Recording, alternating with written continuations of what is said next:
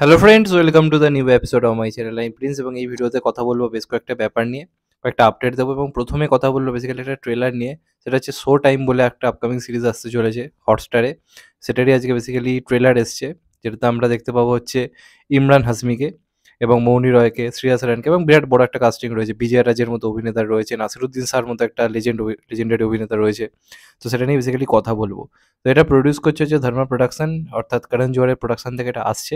তো এটা বেসিক্যালি আমাদের বলিউডে এখন ২-৩ বছর আগের কথাই যদি বলি, সুশান্ত সিং রাজপুতের মৃত্যুর পরে যে ইনসাইডার ভার্সেস আউটসাইডার যে বিরাট লড়াই শুরু হয়ে গেছিল, নেপোটিজম নিয়ে একটা যে বিরাট সেই কেলেঙ্কারি যেটা হয়েছিল, তো সেটা নিয়ে বেসিক্যালি অনেকটাই গল্পটা হতে চলেছে। এখানে ইমরান হাসমি একজন ডাইরেক্টর, যার বাবা এককালে পুরস্কারপ্রাপ্ত একজন পরিচালক ছিল, এখন ওইটার নাম ভাঙিয়ে এ হচ্ছে নানারকম ডাইরেকশন করে যায়। মানে ইমরান হাসমির কথা আর কি হচ্ছে, এবং নিজেকে খুব বিরাট বড় কিছু ভাবে এবং খুব বেসিক্যালি চেষ্টা করে যারা আর কি ইনসাইডার, যাদের ইন্ডাস্ট্রির মধ্যে চেনা জানা আর কি লোকজন রয়েছে তাদেরকে বেসিক্যালি সুযোগ দেওয়ার। এই করে করে রেপুটেশন অনেক নষ্ট হয়ে গেছে, অনেক খারাপ সিনেমাকেও হিট করবার চেষ্টা করে এবং অনেক এখন ওর সঙ্গে কাজ করতে চাইছেন। এরকম ধরনের একটা সানকি টাইপের ক্যারেক্টার প্লে করেছে এবং এখানে সম্ভবত আউটসাইডার নায়িকার চরিত্র প্লে করছে শ্রেয়া সারান। শ্রেয়া সারান, ইমরান হাসমি আবার অনেকদিন পর একসঙ্গে, আমরা তাকে অনেকদিন আগে আওয়ারাপানে দেখেছিলাম। তো যারা আওয়ারাপান দেখেছে তারা কোথাও একটা নস্টালজিয়া ফিল করবেই যখন দেখবে একই সিরিজে ইমরান হাসমি এবং শ্রেয়া সারান রয়েছে। এটা ফ্যাক্ট, যারা আওয়ারাপান দেখেছে। তো সেটা একটা কোথাও গিয়ে কাজ করছে এবং এখানে সম্ভবত একজন আউটসাইডার অভিনেত্রী চরিত্রে আমরা শ্রেয়া সারানকে দেখতে পাবো, যেটুকু আমার ধারণা। এবং এখানে ইনসাইডার হিসেবে মৌনি রয় রয়েছে। তো আমার কিন্তু বেশ কনসেপ্টটা ভাল লাগছে। যদি ডেপথে গিয়ে গল্পটা সত্যিকারই বলিউডে যা জিনিস ঘটে, অনেক অনেক ডায়ালগ রয়েছে যেগুলো দিয়ে কিন্তু হালকা করে পোক করা হয়েছে বলিউডকে। যেমন ১০০ কোটি বক্স অফিস, তারপর নেপোটিজম নানা রকম পোক করা হয়েছে। এবার যদি এটাকে ডেপথে গিয়ে যদি যেটা বক্তব্য সেটা যদি স্পষ্টভাবে যদি সবকিছুকে ঠিক করে যে আনতে পারে, এটা একটা দারুণ সিরিজ হতে চলেছে বলে আমার ধারণা। ট্রেলারটা বেশ ভাল লাগলো, প্রত্যেকের পারফরমেন্স খুব ভাল লাগছে এবং ট্রেলারটা জুড়ে যে বিজিএম বা কনসেপ্টটা খুবই ভাল লাগছে। তবে যেহেতু করণ জোহর প্রডিউসার, করণ জোহর কতটা ডেপথে গিয়ে গল্পটা করতে দেয় ইনসাইডার ভার্সেস আউটসাইডারের গল্প, কারণ নিজে তো এই কেলেঙ্কারির সাথে যুক্ত। তো সেটা একটা অবশ্যই দেখার ব্যাপার থাকবে। যদি দেখি সবকিছু ঠিকঠাকভাবে দেখিয়ে তাহলে বুঝতে হবে করণ জোহরের ভালো মানসিকতা দেখিয়েছে। আর যদি কিছু মানে ফাঁকি দিয়ে করে থাকে তাহলে বুঝতে হবে করণ জোহর নিজের কেচ্ছা কেলেঙ্কারিগুলোকে সরাবার জন্যই হালকা করে সরিয়ে দিয়েছে। তো এবার দেখা যাক ফাইনালি কেমন হয়। আপাতত ট্রেলারটা দেখে আমার বেশ প্রমিসিং লাগলো। একটা সিরিজ দেখার জন্য এক্সাইটেড করছি। ইমরান হাসমির পারফরমেন্স দারুণ লাগছে। ভাল লাগলো যে ইমরান হাসমির মতো অভিনেতাকে সুযোগ দেওয়া হচ্ছে। এটা একটা ভালো দিক। তো আশা করবো একটা দারুণ সিরিজ আমরা হয়তো পেতে চলেছি। দেখা যাক কেমন হয়। তো এটা একটা গেল ব্যাপার। নেক্সট যেটা নিয়ে কথা বলবো, অঙ্কুশ নিজে মুখ খুলেছে হচ্ছে মির্জাতে ক্যামিও নিয়ে। মির্জাতে যে ক্যামিও নিয়ে নানারকম জলঘোলা চলছিল, প্রত্যেকে নানারকম বক্তব্য রাখছিলাম। তো আজকে অঙ্কুশদা একটা আস্ক অঙ্কুশ বলে একটা সেশন করেছিল ইনস্টাতে, এবং সেখানে তাকে একজন জিজ্ঞাসা করে যে মির্জাতে ক্যামিও থাকছে কিনা, এই ব্যাপারটা জিজ্ঞাসা করে। সেখানে কিন্তু অঙ্কুশদা ক্লিয়ারলি জানিয়ে দিয়েছে হ্যাঁ, ইয়েস বলে কিন্তু লিখে দিয়েছে। অর্থাৎ এর থেকে একটা ব্যাপার ক্লিয়ার হলো যে আমরা কিন্তু মির্জাতে কোনো না কোনো ক্যামিও পাচ্ছি।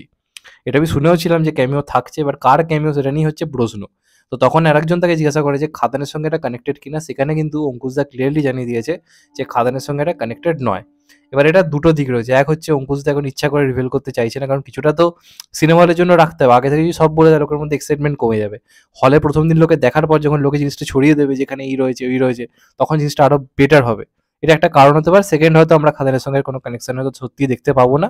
ক্যামিওর ব্যাপারটা যেটা রয়েছে সেখানে হয়তো আরো বড় কোনো চমক হয়তো আমরা পাবো। হতে পারে সেটা দেব, হতে পারে সেটা সোহম, হতে পারে সেটা জিৎ, হতে পারে সেটা যিশু, যে কেউ হতে পারে। এবং কোনোভাবে হয়তো গল্পটাকে হয়তো সেটা অন্যদিকে নিয়ে যাবে। তো চাইবো একটা মানে যে ক্যামিও হোক না কেন সেটা যেন দমদার হয়, সেটা যেন একটা ইন্টারেস্টিং ক্যামিও হয়, কারণ ক্যামিও একটা বিরাট বড় ফ্যাক্টর।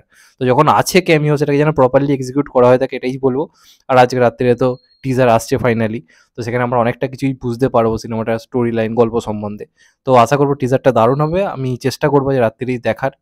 যদি শরীর পারমিট করে, যদি তখন জেগে থাকতে পারি তাহলে চেষ্টা করবো, না হলে হয়তো কাল সকালেও করতে পারি। তো রেডি থেকো, এটাই বলবো। আর আশা করি তোমরা দেখবে, কারণ তোমরা তো অনেকেই পোল যেটা আমি ক্রিয়েট করেছিলাম তারা বেশিরভাগ জনই বলেছে রাত্রি ১২টাতেই দেখবে। তো দেখা যাক ফাইনালি কি হয়, টিজারটা কেমন হয়। আর এই ক্যামিও আছে এটা শোনার পর কোথাও গিয়ে এক্সাইটমেন্ট আরও বেড়ে গেছে। এবার ফাইনালি দেখা যাক কার ক্যামিও রয়েছে। এখন আমি চাইবো পার্সোনালি যে কিছু না রিভিল করুক, ডাইরেক্ট হলে গিয়ে আমরা ক্যামিও দেখতে পাই। কারণ যখন আছে বলেছে তখন কিছু না কিছু তো রয়েছে ভাই। দেখা যাক ফাইনালি কি হয়। আর লাস্ট যেটা নিয়ে কথা বলবো সেটা হচ্ছে খাদানের শুটিং নিয়ে। দেখুন, খাদানের শুটিং যেটা লাস্ট খবর ছিল এই বছরের, এই বছর বলছি সরি, ফেব্রুয়ারি মাসের একদম লাস্টের দিক করে অথবা মার্চের কিন্তু মিডল করে শুরু হওয়ার কথা ছিল, যেটুকু আমরা দেখেছিলাম বা জেনেছিলাম।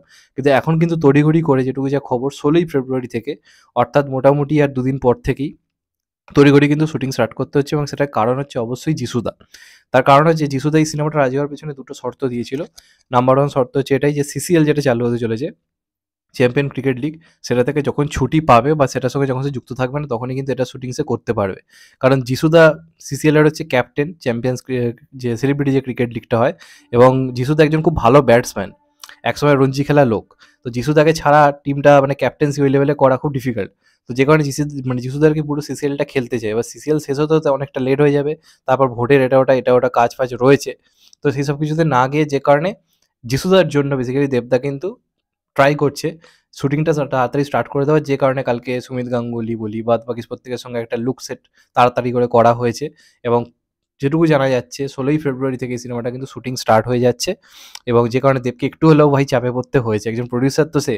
তো সে যে একটা জানতো এই টাইমে আনবে, এবং টেক্কার পর অনেকটা সে গ্যাপ নিতে চাইছিল। তো সেসব ক্ষেত্রে একটু তাড়াহুড়ো তো করতে হচ্ছে, কিন্তু সে এটাও জানে যে যিশুর মধ্যে একটা অভিনেতাকে পাওয়া বিরাট একটা বড় ব্যাপার। তো সেটুকু তার যে কোয়ারি রয়েছে, সে একজন এখন বড় অভিনেতা, তেলেগু তামিল ইন্ডাস্ট্রিতে তাকে এখন ভিলেন ছাড়া তাকে ভাবা যাচ্ছে না, তো তারও কিছু কোয়ারি থাকতেই পারে। তো হিসেবে সেটাকেও দেবদা সম্মান দিয়ে একটু তাড়াতাড়ি করে শুটিং স্টার্ট করেছে, এবং একদিক দিয়ে এটা ভালোই। তো দেখা যাক ফাইনালি কি হয়। তো এটাই ছিল বেসিক্যালি আজকের আপডেট। আর যদি চ্যানেলটা নতুন হয়ে থাকো, চ্যানেলটাকে সাবস্ক্রাইব করে দিও and get the bell icon. আর আজকে রাত্রিরে আসছে তাহলে মির্জার টিজার, আশা করি প্রত্যেকেই দেখবে, দেখা উচিত, কারণ বাংলাদেশ মেন স্ট্রিম কমার্শিয়াল লেভেলের কাজ অঙ্কুশদা ট্রাই করছে। তো আশা করবো দর্শকের কাছ থেকে সাপোর্টটা পাবে টিজারটা, তো দেখা যাক কেমন হয়। তো এগুলোই ছিল আজকের আপডেট। চ্যানেলটা নতুন হলে চ্যানেলটাকে সাবস্ক্রাইব করে দিও and get the bell icon. ভালো থেকো সবাই, টেক কেয়ার, নমস্কার, আবার দেখা হবে হয়তো ভাই। সবাই ভালো থেকো, সুস্থ থেকো, টেক কেয়ার, নমস্কার, আবার দেখা হবে।